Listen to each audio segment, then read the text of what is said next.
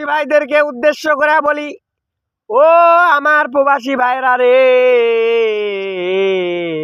বিয়া করার আগে প্রবাস যাইও, বিয়া করে থুয়া প্রবাস যাইও না। প্রবাসী বউরা কিন্তু বাড়িতে তারা শান্তি পায় না, ছটফটাইয়া মরে। তুমি গেছো টাকা কামাই করবা দূর দেশে, বউ তোমার বাড়িতে একলা একলা ঘুমের মধ্যে চুমকা চুমকা ওঠে আর বলে এমন কোটিপতি স্বামী থাকার চেয়ে আমার ভেলার স্বামী থাকাই ভালো ছিল।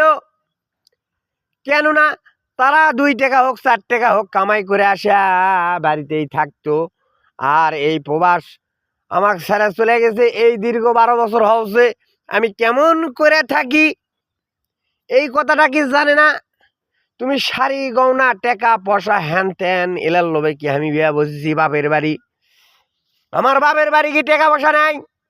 আমার বাপের বাড়ি কি বিল্ডিং নাই? আমি কেন বিয়া বসেছি তুমি কি জানেন না?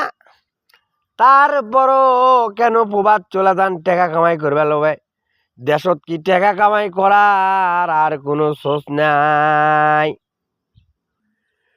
প্রবাসী বউরা সব সময় চিন্তায় থাকে, না জানি কখন কি হয়, কে জানলায় উকি মারে, কে উডা করে, কে সিডা করে, না জানি কখন সাউর দেখা পায়।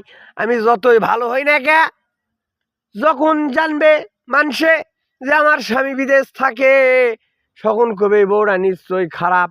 অথচ একজন জানলাত ভুলকি মারলো, বউরার কোনো দোষই নাই।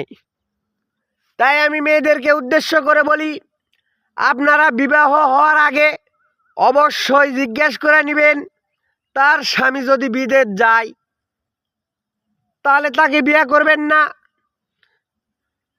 বিদেশতে আসার পর বিয়ে বসবেন।